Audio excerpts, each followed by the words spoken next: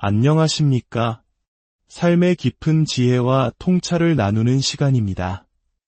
우리네 인생길에는 예기치 못한 폭풍우가 몰아치기도 하고 때로는 칠흑 같은 어둠 속에서 한 줄기 빛을 간절히 기다려야 할 때도 있습니다.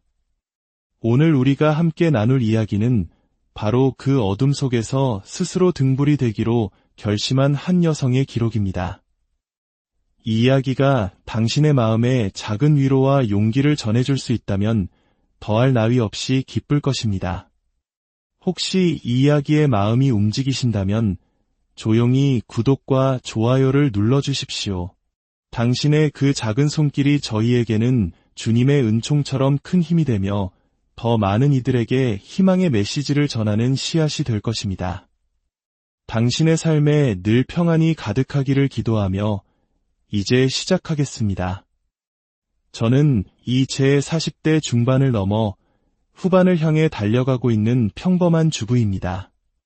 결혼을 하고 아이를 낳고 쉴 틈 없이 돈을 모으고 가정을 꾸리느라 제 젊음이 어떻게 흘러갔는지 기억조차 아득합니다. 제 인생을 관통하는 하나의 속담이 있습니다. 돌다리도 두들겨보고 건너라. 제가 태어나 처음으로 외운 속담이자 특별한 좌우명 없이 살아온 제 삶의 등대처럼 길을 밝혀준 문장이었습니다.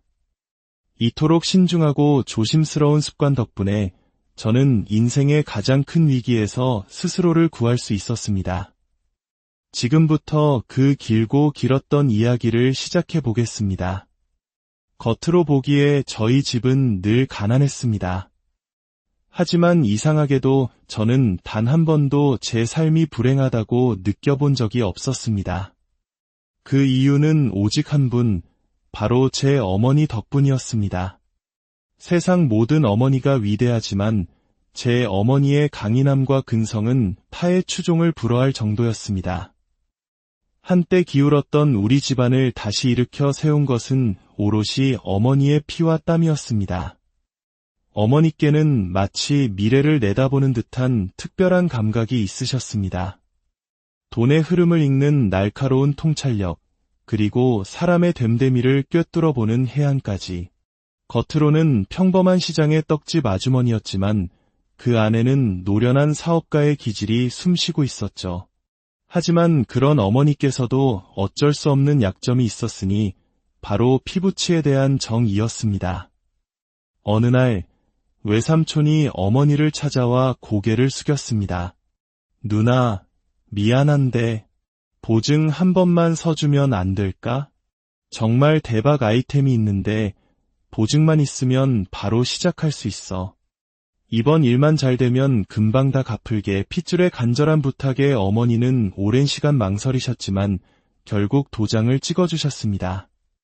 그리고 그것이 모든 불행의 시작이었습니다. 외삼촌은 얼마 못 가 사업에 완전히 실패했고 연락 한 통 없이 야반도주해 버렸습니다. 그날 이후 저희 집은 빚 독촉 전화로 잠잠할 날이 없었습니다. 어머니는 그 모든 빚을 묵묵히 혼자 짊어지셨습니다. 저는 그런 어머니가 너무나 답답하고 미련해 보였습니다. 엄마, 가족 사이에도 절대 서주면 안 되는 게 보증이라는데 왜 그런 어리석은 짓을 했어요? 다른 사람도 아니고 내 외삼촌이잖니. 무슨 사정이 있었겠지. 우리가 열심히 일해서 갚으면 된다. 어머니는 언제나처럼 따뜻하게 웃으셨지만 저는 그 미소가 더 아팠습니다. 어머니는 시장 한 구석에서 작은 떡집을 운영하셨습니다. 입김이 하얗게 서리는 겨울 새벽에도 땀으로 온몸이 흠뻑 젖는 한여름에도 어머니는 단 한 번의 불평 없이 떡을 찌셨습니다. 하지만 돈 문제에 있어서만큼은 냉철하셨습니다. 시장 상인들 사이에서 유행하던 개에 참여하실 때도 사람의 정을 믿고 돈을 넣는 것이 아니라 철저히 개주가 누구인지, 이자는 얼마인지, 돈이 도는 순서는 언제인지 꼼꼼히 따져보고 결정하셨습니다. 돈 앞에서는 한없이 냉정했던 분이 유독 가족이라는 이름 앞에서는 한없이 약해지셨던 겁니다. 저는 그 이유를 오직 사랑 때문이었을 거라고 지금도 그렇게 믿고 있습니다. 아버지 또한 누구보다 성실한 분이셨습니다. 젊은 시절 군대에서 다리를 다쳐 장애 판정을 받으신 후 평생을 길까 작은 가게에서 구두 수선을 하며 생계를 꾸리셨습니다. 남들처럼 오래 서 있지는 못하셨지만 누구보다 꼼꼼하고 정성스럽게 낡은 구두에 새 생명을 불어넣으셨습니다. 하지만 철없던 시절, 저는 그런 아버지를 부끄러워한 적이 있었습니다. 초등학교 6학년 운동회 날이었습니다. 가족과 함께하는 달리기에 참여하기 위해 절뚝이며 운동장을 걸어오시는 아버지의 모습을 본 순간 저도 모르게 친구들 앞에서 고개를 숙였습니다. 얼굴이 불타는 듯 화끈거렸습니다. 그 모습을 보신 아버지는 아무 말 없이 제 머리를 조용히 쓰다듬어 주셨습니다. 아빠가 미안하다. 그래도 우리 딸 운동회 하는 건 꼭 보고 싶어서 왔어. 그 다정한 손길과 나지막한 목소리에 저는 아무 말도 할 수 없었습니다. 그날 밤 어머니는 제게 불같이 화를 내셨습니다. 내가 어떻게 아빠를 부끄러워할 수 있어. 아빠가 어떤 마음으로 거기까지 왔는지 알아. 어머니의 눈에는 깊은 실망감이 가득했고 저는 그 자리에 주저앉아 펑펑 울었습니다. 시간이 한참 흐른 뒤에야 깨달았습니다. 저는 아버지가 부끄러웠던 것이 아니었습니다. 아버지의 다리 때문에 친구와 함께 연습했던 2인 삼각 경기에 나갈 수 없게 된 것이 속상해서 그 어린 마음의 투정을 가장 아픈 방식으로 표현했던 것입니다. 제가 진정으로 부끄러워해야 했던 것은 아버지가 아니라 그런 미성숙했던 제 자신의 모습이었습니다. 그날 이후 저는 단 한 번도 아버지를 부끄럽게 생각하지 않았습니다. 비록 세상에 내세울 만한 부모님은 아니었지만 제게는 세상 누구에게든 자랑하고 싶은 두 분이었습니다. 그래서 저는 가난했지만 결코 불행하지 않았습니다. 어머니는 여전히 매일 새벽 4시 반이면 일어나셨습니다. 콩을 삶고 가래떡을 볶고 백설기를 찌는 고된 노동은 하루도 거르지 않고 반복되었습니다. 그렇게 열심히 사시는데도 왜 우리 집은 늘 돈이 부족할까 어린 마음에 늘 의문이었습니다. 어머니의 손은 계절과 상관없이 늘 거칠고 갈라져 있었습니다. 어느 날 손에 반창고를 10개도 넘게 붙이고 환하게 웃으시던 어머니의 모습이 아직도 눈에 선합니다. 엄마, 너무 고생하는 것 같아서 마음이 아파. 괜찮아. 우리 딸은 나중에 고생 안 하면 되지. 우리 딸은 커서 뭐가 되고 싶어? 건물주요. 제 대답에 어머니는 웃으셨지만 그 꿈은 제 마음속에서 꽤 오래전부터 자라나고 있었습니다. 어머니가 장사하시던 떡집 건물의 주인은 늘 회색 중절모를 쓰고 지팡이를 짚고 다니는 무서운 얼굴의 할아버지였습니다. 그는 지팡이 끝으로 세입자들의 발끝을 툭툭 치며 가게 앞 청소 상태를 검사하곤 했습니다. 그 누구도 그에게 대드는 사람은 없었습니다. 어린 저는 어렴풋이 느꼈습니다. 저 할아버지가 저렇게 큰 소리를 칠 수 있는 것은 저 건물 때문이구나. 건물이 있으면 고된 노동을 하지 않아도 남에게 고개를 숙이지 않아도 되겠구나. 그 생각이 제 꿈의 시작이었습니다. 하지만 세상은 제 편이 되어주지 않았습니다. 저는 공부에 소질이 없는 아이였습니다. 고등학교에 들어서며 저는 공부 대신 다른 길을 찾아야겠다고 결심했고 어머니 몰래 편의점 야간 아르바이트를 시작했습니다. 그렇게 번 돈을 조심스럽게 어머니께 내밀었을 때 어머니는 손사래를 치시면서도 제 마음을 알아주셨습니다. 그 마음은 고맙지만 아직은 내가 할 일이 따로 있어. 너무 무리하지 마라. 그 말씀이 오히려 제게 더 큰 힘이 되었습니다. 그러던 어느 날 우리 가족에게 결정적인 기회가 찾아왔습니다. 어머니가 속해 있던 게 모임에서 한계원이 부도를 내면서 시작해 전체가 와해될 위기에 처한 것입니다. 모두가 서로 책임을 미루는 상황 속에서 어머니가 직접 나섰습니다. 밤낮으로 채권자들을 만나 설득하고 흩어진 개원들의 마음을 다시 모았습니다. 어머니의 진심과 책임감 있는 모습에 사람들은 감동했고 얼마 지나지 않아 어머니는 만장일치로 새로운 계주로 추대되었습니다. 그 일로 동네에 어머니에 대한 신뢰가 쌓였고 그 신뢰는 곧 기회가 되어 돌아왔습니다. 어느 날 동네 부동산 아주머니가 급하게 어머니를 찾아왔습니다. 감정가보다 30%나 싸게 나온 경매 물건이 있다는 것이었습니다. 1층에는 슈퍼가 있고 2층은 비어있는 2층짜리 다가구 주택이었습니다. 어머니는 며칠 밤낮으로 계산기를 두드리셨습니다. 개원들의 동의를 얻어 갯돈을 먼저 당겨받고 집 보증금까지 합친 뒤 부족한 돈은 아버지 이름으로 대출을 받아 마침내 그 건물을 사기로 결정하셨습니다. 우리가 건물주가 된다는 사실이 꿈만 같았습니다. 우리는 그 건물의 2층으로 이사했습니다. 비록 1층에서 나오는 월세가 전부였지만 매달 꼬박꼬박 들어오는 고정 수입이 있다는 사실은 우리 삶에 엄청난 안정감을 가져다 주었습니다. 그것은 단순한 건물이 아니었습니다. 어머니가 밤새워 떡을 찌며 모은 피와 땀이었고 아버지가 절뚝이는 다리로 버텨낸 인고의 시간이었습니다. 저는 34살에 결혼했습니다. 직장에서 만난 남편은 누구보다 야망이 뚜렷하고 성실한 사람이었습니다.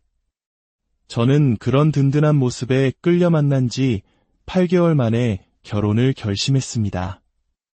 하지만 아이를 낳고 제가 복직할 무렵부터 남편은 조금씩 변하기 시작했습니다. 그는 퇴사 후 애견 사업으로 대박을 터뜨린 동료 이야기를 입에 달고 살았습니다. 부러움은 곧 조급함으로 변했고 어느 날 제게 말했습니다. 여보, 나 스타트업 아이디어 공모전에 나가볼까 해. 잘 되면 창업도 할 수 있을 것 같아. 오랜만에 무언가에 의욕을 보이는 남편의 모습이 보기 좋아 저는 허락했습니다. 하지만 남편은 공모전에서 보기 좋게 탈락했고 그 이후로 주말마다 투자자 미팅이 있다며 밖으로 나돌기 시작했습니다. 그리고 마침내 그는 회사를 그만두겠다고 선언했습니다. 이제 내 이름 걸고 내 사업 한번 해보고 싶어.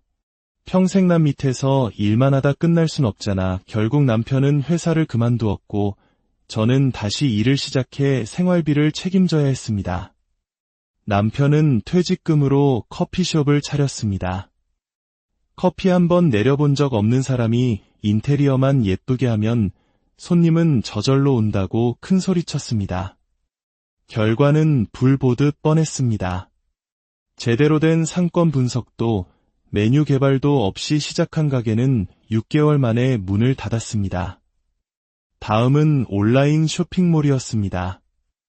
집안에는 정체를 알 수 없는 중국산 잡동사니들이 담긴 택배 상자가 산더미처럼 쌓였습니다. 허술하기 짝이 없는 웹사이트, 중국어로 된 설명서 때문에 반품과 환불 요청이 쏟아졌고 남편의 신용카드는 연체되기 시작했습니다. 어느 날 저녁, 남편은 제게 자신의 카드를 쓸 수 없으니 제 카드를 달라고 뻔뻔하게 요구했습니다. 그 순간 저는 깨달았습니다. 이 사람은 우리 어머니의 인생을 망가뜨렸던 외삼촌과 똑같은 사람이구나. 돌다리를 두들겨보고 건넜어야 했는데 저는 흙탕물 속으로 무작정 뛰어든 남편을 믿었던 것입니다. 친정의 도움이 없었다면 저희는 생활조차 할 수 없었을 겁니다. 어머니는 아무 말 없이 건물 월세가 든 봉투를 제 손에 쥐어주셨습니다. 이혼이라는 단어가 목구멍까지 차올랐지만 아빠를 좋아하는 아이의 얼굴이 떠올라 차마 그 말을 뱉을 수 없었습니다. 남편은 포기하지 않았습니다. 이번에는 직장인 대상 고단백 도시락 사업을 하겠다고 나섰습니다. 더 이상 말릴 기력도 없었습니다. 그런데 놀랍게도 이 사업은 생각보다 반응이 괜찮았습니다. 특히 사업 2년 차 여름, 다이어트 도시락이 출시되면서 말 그대로 대박이 터졌습니다. SNS에서 입소문이 나면서 주문이 폭주했습니다. 하지만 저는 마냥 기뻐할 수 없었습니다. 그 다이어트 도시락의 핵심 아이디어를 제공한 사람이 바로 제 어머니였기 때문입니다. 매출 부진으로 고민하는 사위를 안쓰럽게 여긴 어머니가 여름엔 입맛 없으니 시원한 고단백 식단으로 도시락을 만들어보면 어떻겠냐고 툭 던진 한마디가 시작이었습니다. 사업은 성공 가도를 달리는 듯했지만 우리 가족에게 남는 것은 거의 없었습니다. 그동안 남편이 저질러 놓은 빚을 갚기에 바빴기 때문입니다. 번 돈은 통장에 들어오자마자 사라졌고 늘 빚에 쪼들리는 생활은 변하지 않았습니다. 그리고 마침내 진짜 문제가 터졌습니다. 가게 건물주가 재계약을 거부한 것입니다. 장사가 잘 되니 본인이 직접 그 자리에서 장사를 하겠다는 것이었습니다. 법적으로는 저희가 불리한 상황이었습니다. 남편은 이제 막 물이 들어오기 시작했는데 노를 저을 수 없게 되었다며 당장 가게를 옮겨야 한다고 난리를 쳤습니다. 하지만 근처에 마땅한 자리는 없었고 눈에 띄는 곳은 낡은 2층짜리 경매 건물단 하나뿐이었습니다. 남편은 그 건물을 보자마자 달려들었습니다. 그리고 재개 상의도 없이 제 이름으로 된 적금과 보험을 모두 해지해 계약금을 치렀습니다. 이미 엎질러진 물이었습니다. 하지만 제 돈만으로는 턱없이 부족했습니다. 그때 남편이 제안했습니다. 장모님 건물 공동명의로 담보 대출받으면 안 될까? 어차피 나중에 당신이 물려받을 거잖아. 기가 막혔지만 남편은 끈질기게 어머니를 설득했고 결국 어머니는 제 미래를 위해 그 제안을 받아들이셨습니다. 그렇게 어머니의 건물을 담보로 받은 대출금과 제 모든 돈, 그리고 남편의 퇴직금 일부가 합쳐져 우리는 마침내 그 낡은 건물을 살 수 있었습니다. 남편은 건물 명의는 당연히 본인 앞으로 해야 한다고 주장했습니다. 저는 불안했지만 가족인데 설마 하는 마음에 동의하고 말았습니다. 그것이 제 인생 최대의 실수였습니다. 건물 리모델링 공사가 시작되었습니다. 저는 매일 현장에 나가 인부들의 식사를 챙기고 공사 진행 상황을 꼼꼼히 확인했습니다. 하지만 공사가 진행될수록 이상한 점들이 눈에 띄기 시작했습니다. 남편이 제출한 견적서와 실제 자재비 사이의 차이가 있었고 남편은 늘 현금이 부족하다며 제게 돈을 요구했습니다. 저는 그때부터 남편이 주고받는 모든 서류와 영수증을 몰래 사진으로 찍어두기 시작했습니다. 그 돌다리를 두드려보는 습관이 저를 살린 것입니다. 건물이 완공되고 1층 도시락 가게는 다시 문을 열었습니다. 2층과 3층은 사무실로 임대를 주어 월세 수입도 쏠쏠했습니다. 이제야말로 고생 끝 행복 시작이라고 생각했습니다. 하지만 어느 날 저녁 남편이 제 앞에 서류 봉투 하나를 내밀었습니다. 이혼 서류였습니다. 우리 그냥 여기까지 하자. 이 건물 내 유일한 재산이야. 당신한테는 위자료로 1,000만 원 줄게. 아이 양육비는 매달 보낼 테니 그걸로 만족해. 순간 세상이 무너지는 것 같았습니다. 남편의 계획은 처음부터 이것이었습니다. 제 돈과 저희 어머니의 재산을 이용해 건물을 손에 넣은 뒤 저를 헌신짝처럼 버리는 것. 저는 그 자리에서 소리쳤습니다. 그 건물 내 돈이랑 우리 엄마 돈으로 산 거야. 절대 그렇게는 못해. 그때부터 지옥 같은 싸움이 시작되었습니다. 남편은 저를 의부증 환자로 몰아갔고 시댁 식구들은 제게 전화를 걸어 내가 남편 성공을 시기해서 이혼하려는 거냐며 막말을 퍼부었습니다. 저는 혼자였습니다. 하지만 포기할 수 없었습니다.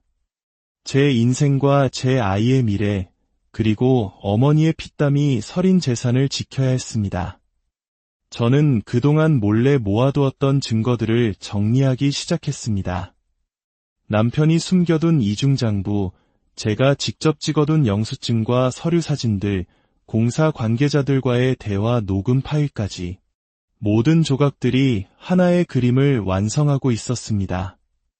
남편이 공사비를 횡령하고 저와 어머니를 속여 건물을 가로챘다는 명백한 증거들이었습니다.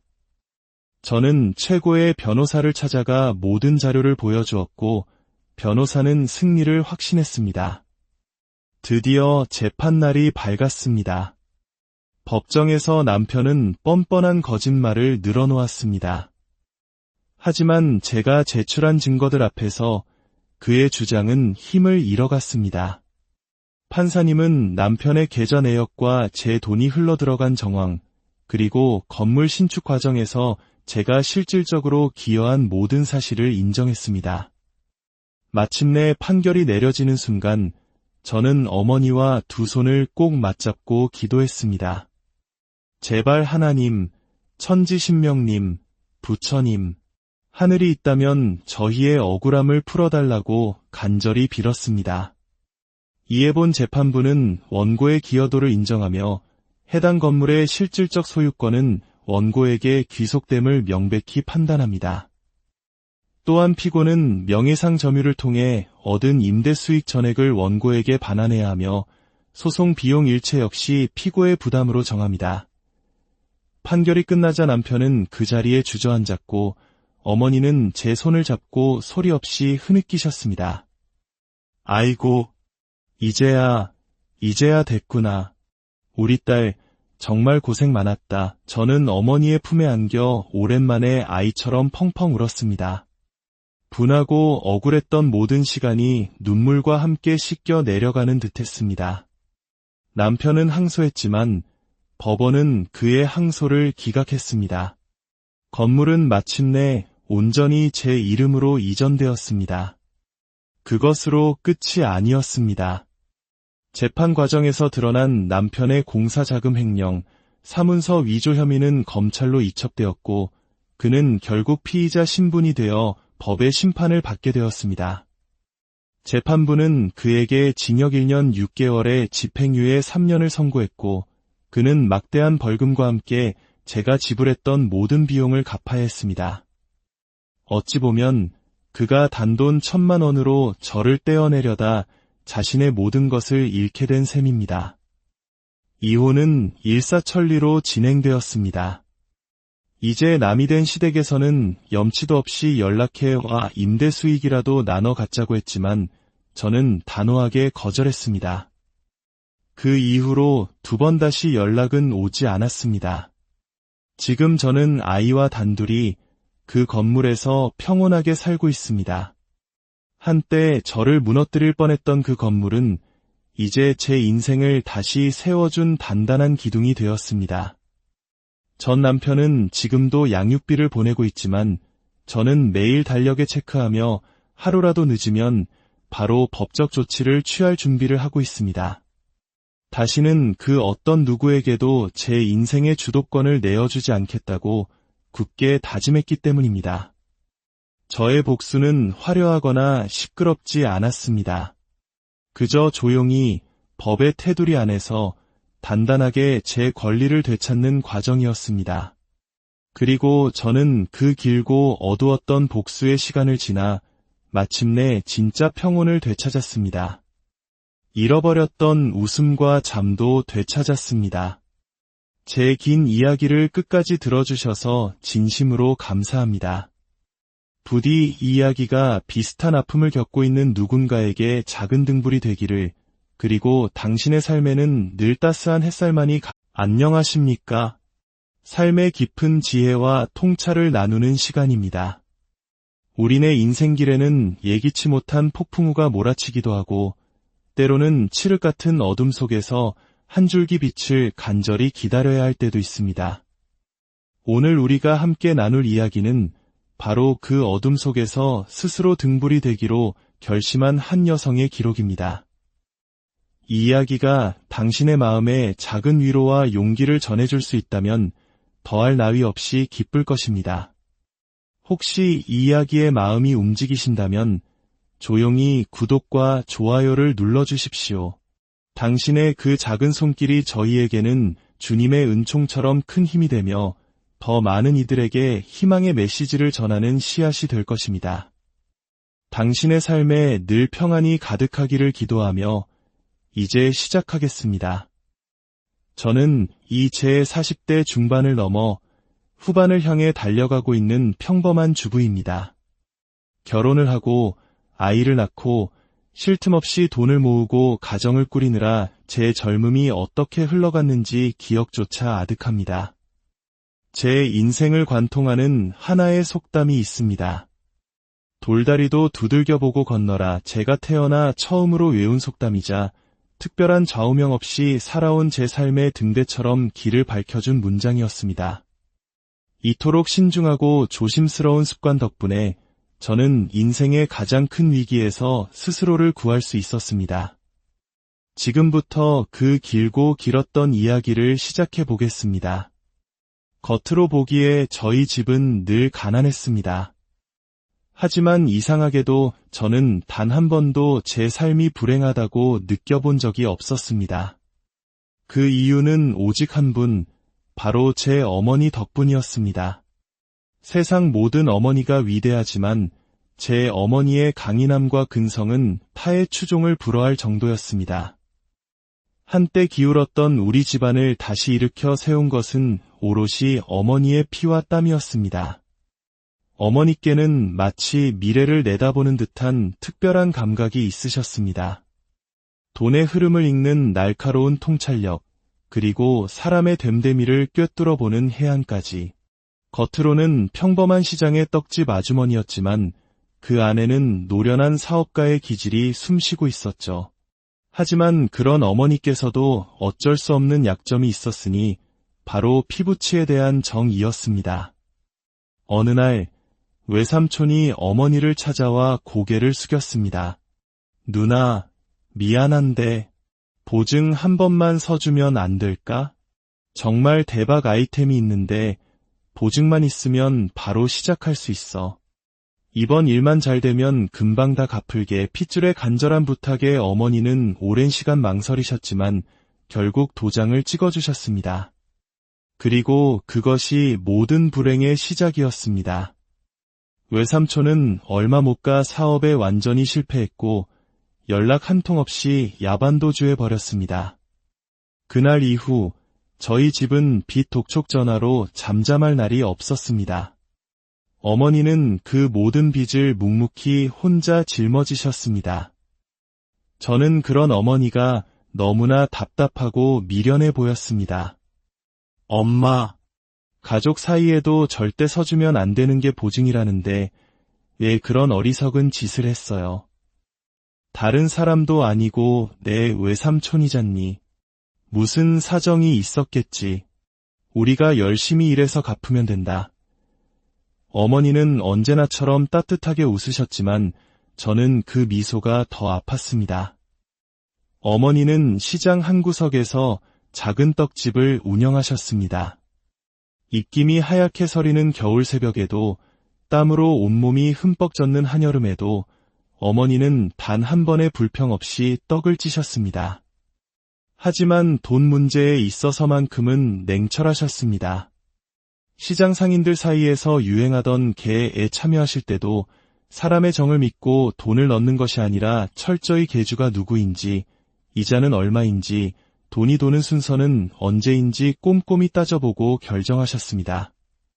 돈 앞에서는 한없이 냉정했던 분이 유독 가족이라는 이름 앞에서는 한없이 약해지셨던 겁니다. 저는 그 이유를 오직 사랑 때문이었을 거라고 지금도 그렇게 믿고 있습니다. 아버지 또한 누구보다 성실한 분이셨습니다.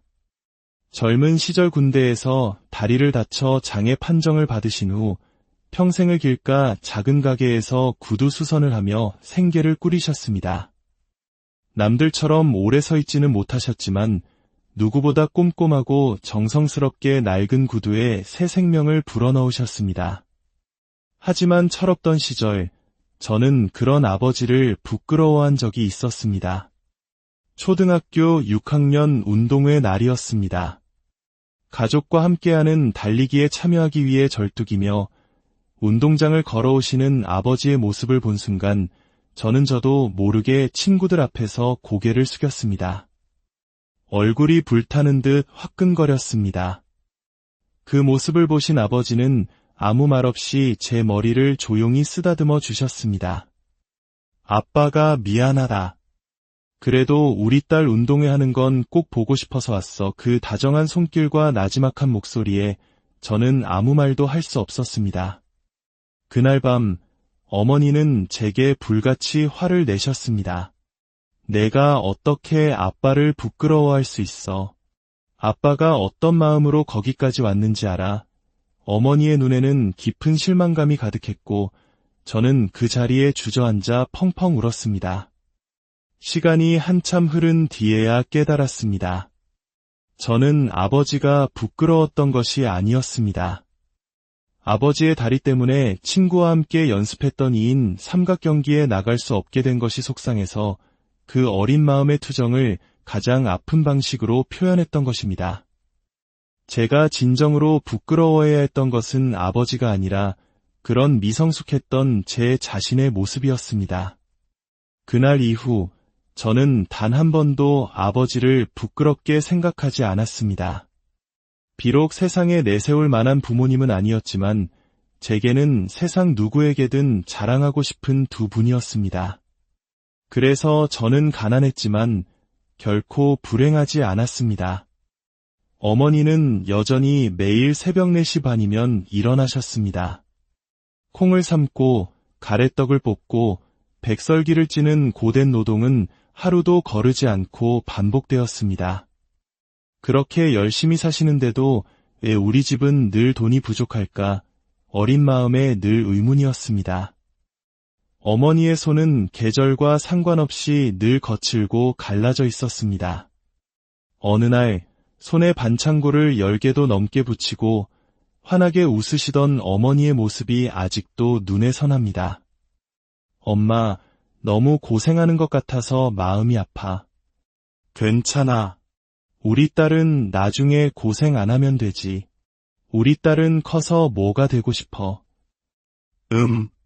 건물주요. 제 대답에 어머니는 웃으셨지만 그 꿈은 제 마음속에서 꽤 오래전부터 자라나고 있었습니다. 어머니가 장사하시던 떡집 건물의 주인은 늘 회색 중절모를 쓰고 지팡이를 짚고 다니는 무서운 얼굴의 할아버지였습니다. 그는 지팡이 끝으로 세입자들의 발끝을 툭툭 치며 가게 앞 청소 상태를 검사하곤 했습니다. 그 누구도 그에게 대드는 사람은 없었습니다. 어린 저는 어렴풋이 느꼈습니다. 저 할아버지가 저렇게 큰 소리를 칠 수 있는 것은 저 건물 때문이구나. 건물이 있으면 고된 노동을 하지 않아도 남에게 고개를 숙이지 않아도 되겠구나. 그 생각이 제 꿈의 시작이었습니다. 하지만 세상은 제 편이 되어주지 않았습니다. 저는 공부에 소질이 없는 아이였습니다. 고등학교에 들어서며 저는 공부 대신 다른 길을 찾아야겠다고 결심했고 어머니 몰래 편의점 야간 아르바이트를 시작했습니다.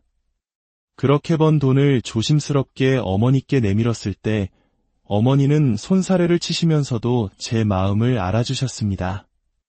그 마음은 고맙지만 아직은 내가 할 일이 따로 있어. 너무 무리하지 마라. 그 말씀이 오히려 제게 더 큰 힘이 되었습니다. 그러던 어느 날 우리 가족에게 결정적인 기회가 찾아왔습니다. 어머니가 속해 있던 게 모임에서 한계원이 부도를 내면서 개 전체가 와해될 위기에 처한 것입니다. 모두가 서로 책임을 미루는 상황 속에서 어머니가 직접 나섰습니다. 밤낮으로 채권자들을 만나 설득하고 흩어진 개원들의 마음을 다시 모았습니다. 어머니의 진심과 책임감 있는 모습에 사람들은 감동했고 얼마 지나지 않아 어머니는 만장일치로 새로운 계주로 추대되었습니다. 그 일로 동네에 어머니에 대한 신뢰가 쌓였고 그 신뢰는 곧 기회가 되어 돌아왔습니다. 어느 날 동네 부동산 아주머니가 급하게 어머니를 찾아왔습니다. 감정가보다 30%나 싸게 나온 경매 물건이 있다는 것이었습니다. 1층에는 슈퍼가 있고 2층은 비어있는 2층짜리 다가구 주택이었습니다. 어머니는 며칠 밤낮으로 계산기를 두드리셨습니다. 개원들의 동의를 얻어 갯돈을 먼저 당겨받고 집 보증금까지 합친 뒤 부족한 돈은 아버지 이름으로 대출을 받아 마침내 그 건물을 사기로 결정하셨습니다. 우리가 건물주가 된다는 사실이 꿈만 같았습니다. 우리는 그 건물의 2층으로 이사했습니다.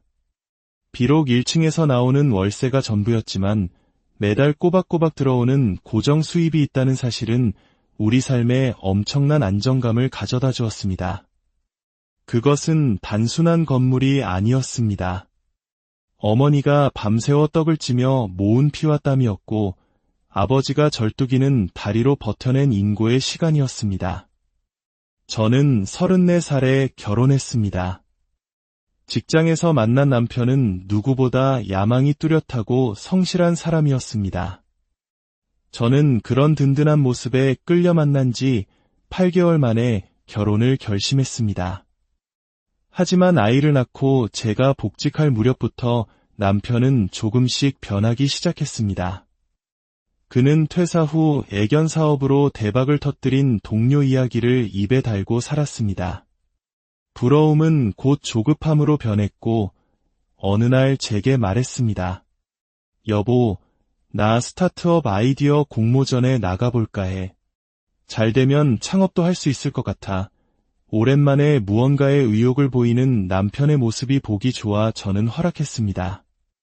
하지만 남편은 공모전에서 보기 좋게 탈락했고 그 이후로 주말마다 투자자 미팅이 있다며 밖으로 나돌기 시작했습니다.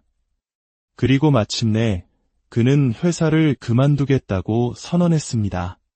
이제 내 이름 걸고 내 사업 한번 해보고 싶어. 평생 남 밑에서 일만 하다 끝날 순 없잖아. 결국 남편은 회사를 그만두었고 저는 다시 일을 시작해 생활비를 책임져야 했습니다. 남편은 퇴직금으로 커피숍을 차렸습니다. 커피 한번 내려본 적 없는 사람이 인테리어만 예쁘게 하면 손님은 저절로 온다고 큰 소리쳤습니다.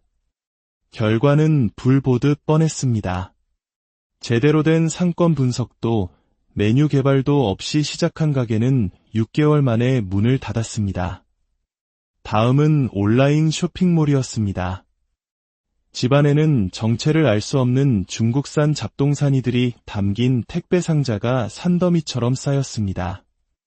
허술하기 짝이 없는 웹사이트, 중국어로 된 설명서 때문에 반품과 환불 요청이 쏟아졌고 남편의 신용카드는 연체되기 시작했습니다. 어느 날 저녁, 남편은 제게 자신의 카드를 쓸 수 없으니 제 카드를 달라고 뻔뻔하게 요구했습니다. 그 순간 저는 깨달았습니다. 이 사람은 우리 어머니의 인생을 망가뜨렸던 외삼촌과 똑같은 사람이구나. 돌다리를 두들겨보고 건넜어야 했는데 저는 흙탕물 속으로 무작정 뛰어든 남편을 믿었던 것입니다. 친정의 도움이 없었다면 저희는 생활조차 할 수 없었을 겁니다. 어머니는 아무 말 없이 건물 월세가 든 봉투를 제 손에 쥐어주셨습니다. 이혼이라는 단어가 목구멍까지 차올랐지만 아빠를 좋아하는 아이의 얼굴이 떠올라 차마 그 말을 뱉을 수 없었습니다. 남편은 포기하지 않았습니다. 이번에는 직장인 대상 고단백 도시락 사업을 하겠다고 나섰습니다. 더 이상 말릴 기력도 없었습니다. 그런데 놀랍게도 이 사업은 생각보다 반응이 괜찮았습니다.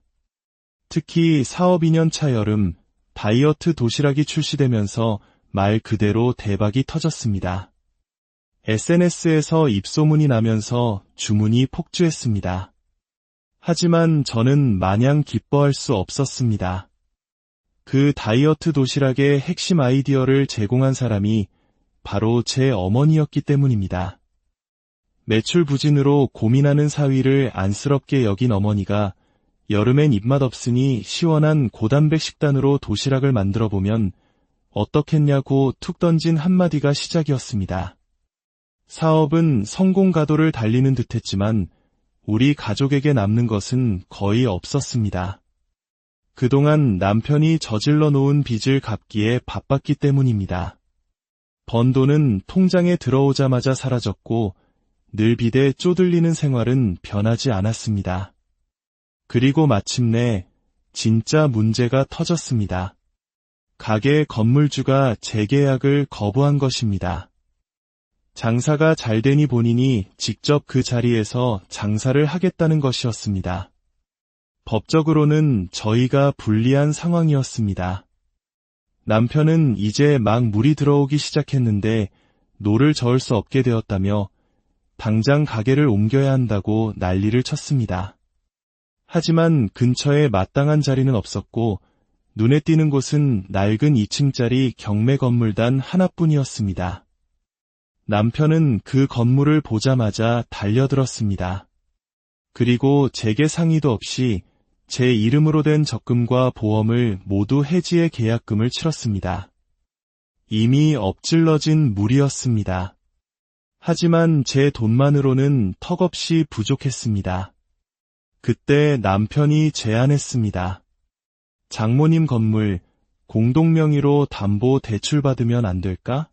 어차피 나중에 당신이 물려받을 거잖아. 기가 막혔지만 남편은 끈질기게 어머니를 설득했고 결국 어머니는 제 미래를 위해 그 제안을 받아들이셨습니다.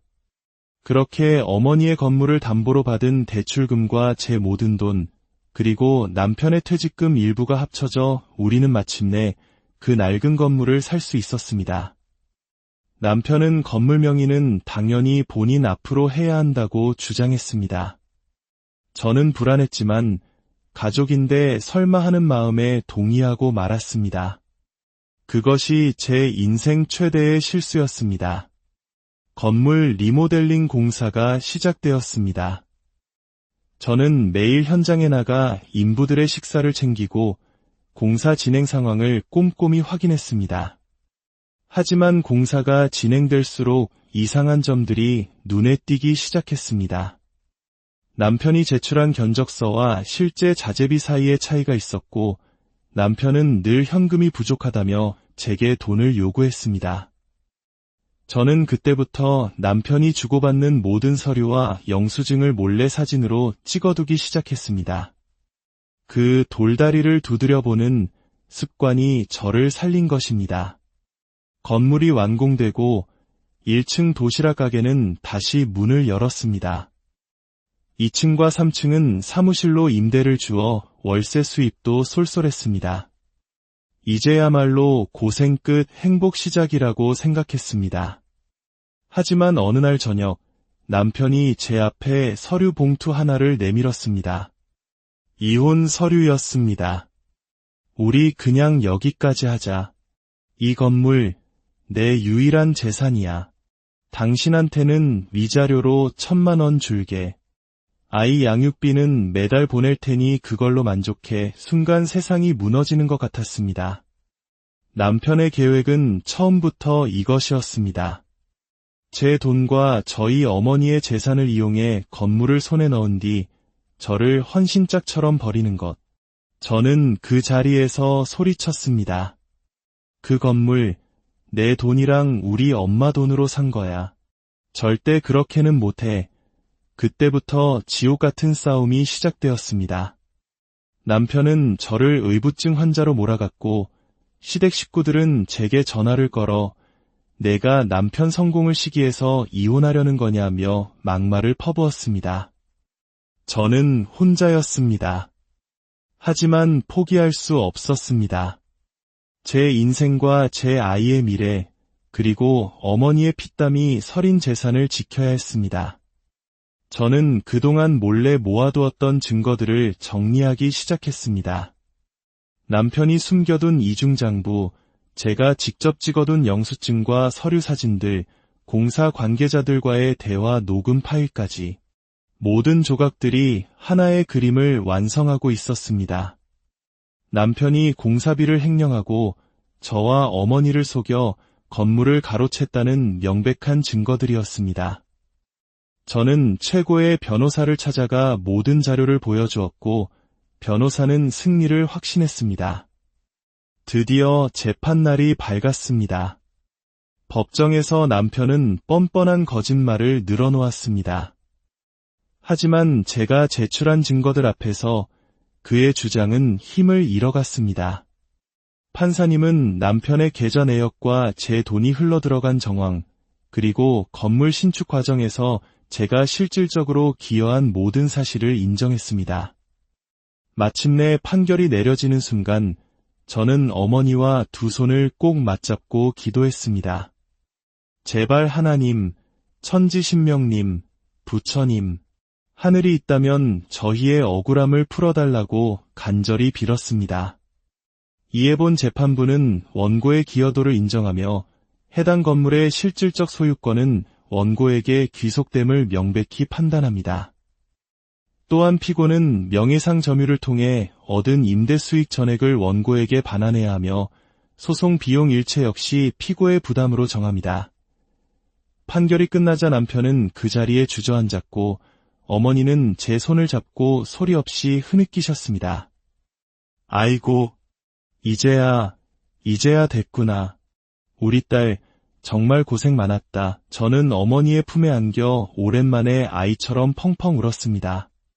분하고 억울했던 모든 시간이 눈물과 함께 씻겨 내려가는 듯했습니다.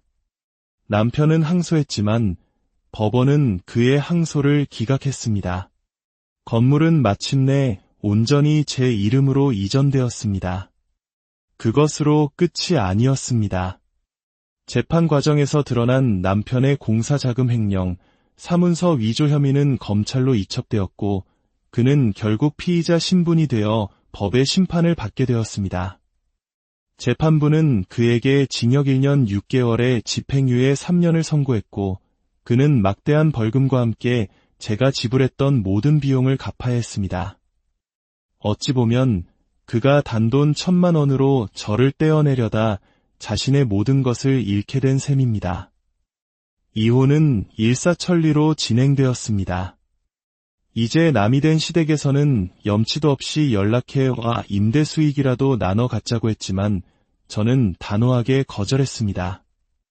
그 이후로 2번 다시 연락은 오지 않았습니다. 지금 저는 아이와 단둘이 그 건물에서 평온하게 살고 있습니다. 한때 저를 무너뜨릴 뻔했던 그 건물은 이제 제 인생을 다시 세워준 단단한 기둥이 되었습니다. 전 남편은 지금도 양육비를 보내고 있지만 저는 매일 달력에 체크하며 하루라도 늦으면 바로 법적 조치를 취할 준비를 하고 있습니다. 다시는 그 어떤 누구에게도 제 인생의 주도권을 내어주지 않겠다고 굳게 다짐했기 때문입니다. 저의 복수는 화려하거나 시끄럽지 않았습니다. 그저 조용히 법의 테두리 안에서 단단하게 제 권리를 되찾는 과정이었습니다. 그리고 저는 그 길고 어두웠던 복수의 시간을 지나 마침내 진짜 평온을 되찾았습니다. 잃어버렸던 웃음과 잠도 되찾았습니다. 제 긴 이야기를 끝까지 들어주셔서 진심으로 감사합니다.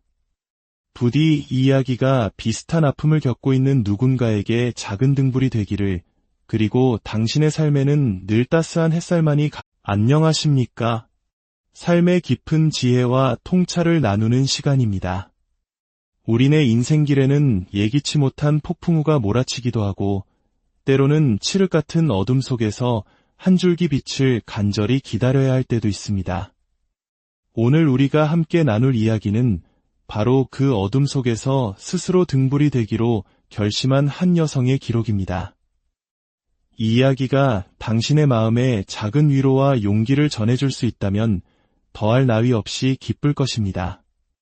혹시 이 이야기에 마음이 움직이신다면 조용히 구독과 좋아요를 눌러주십시오.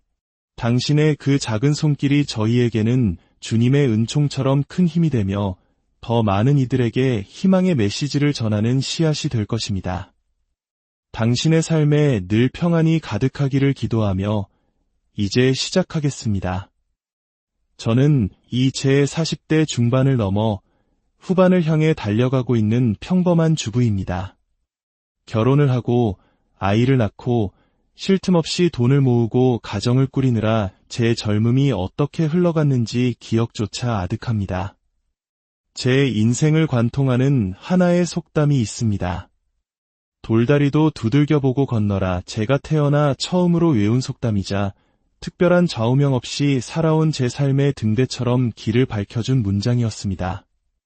이토록 신중하고 조심스러운 습관 덕분에 저는 인생의 가장 큰 위기에서 스스로를 구할 수 있었습니다.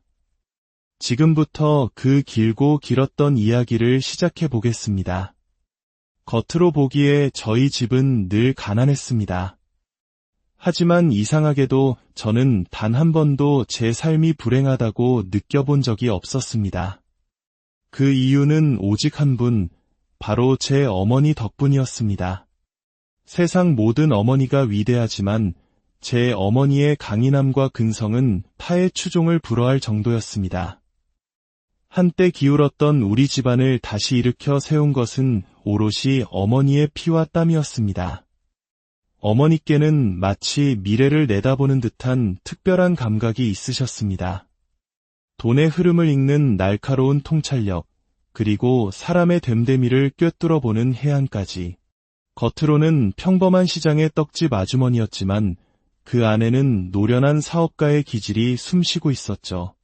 하지만 그런 어머니께서도 어쩔 수 없는 약점이 있었으니 바로 피부치에 대한 정이었습니다. 어느 날 외삼촌이 어머니를 찾아와 고개를 숙였습니다. 누나, 미안한데 보증 한 번만 서주면 안 될까? 정말 대박 아이템이 있는데 보증만 있으면 바로 시작할 수 있어. 이번 일만 잘 되면 금방 다 갚을게. 핏줄의 간절한 부탁에 어머니는 오랜 시간 망설이셨지만 결국 도장을 찍어주셨습니다. 그리고 그것이 모든 불행의 시작이었습니다. 외삼촌은 얼마 못 가 사업에 완전히 실패했고 연락 한 통 없이 야반도주해 버렸습니다.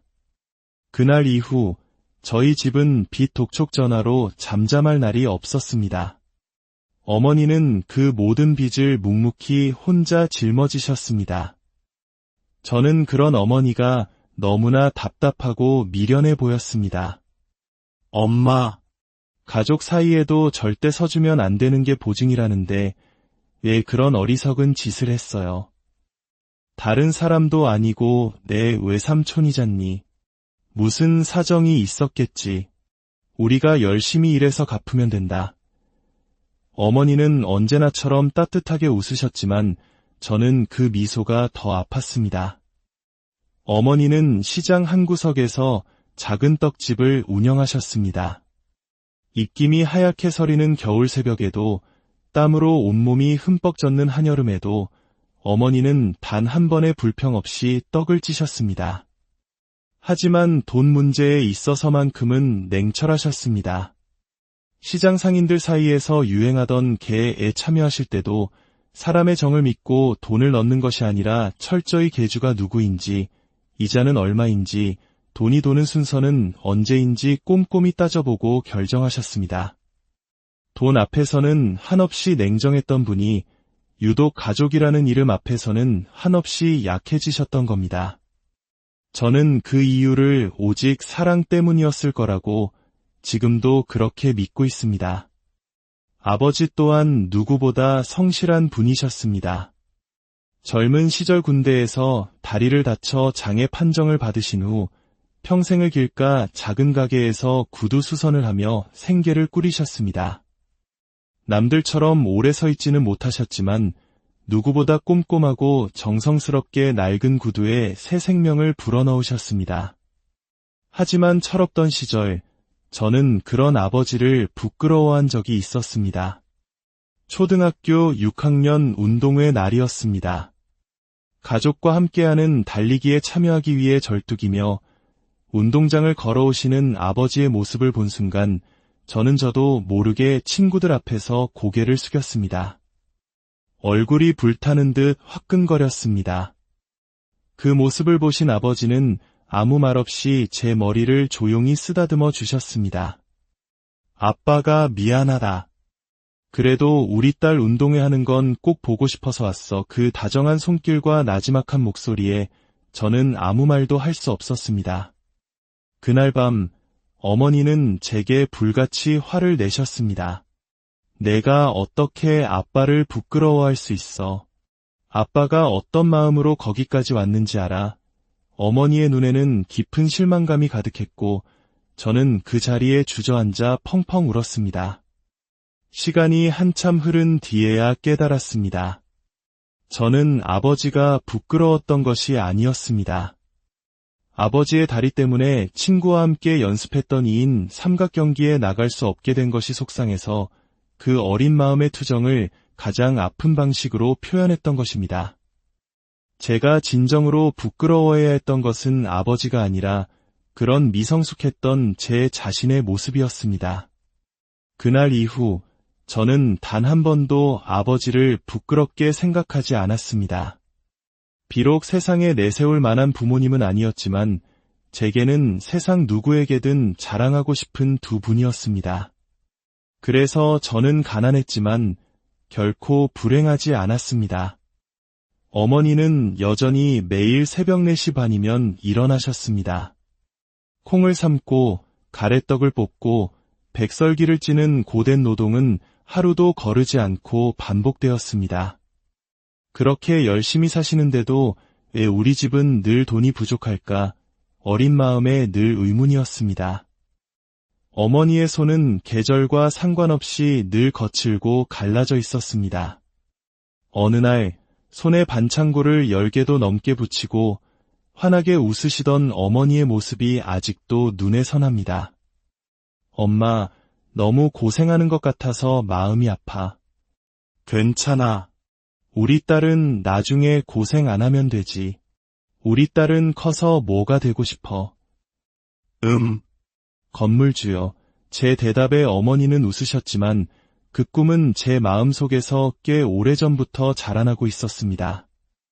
어머니가 장사하시던 떡집 건물의 주인은 늘 회색 중절모를 쓰고 지팡이를 짚고 다니는 무서운 얼굴의 할아버지였습니다.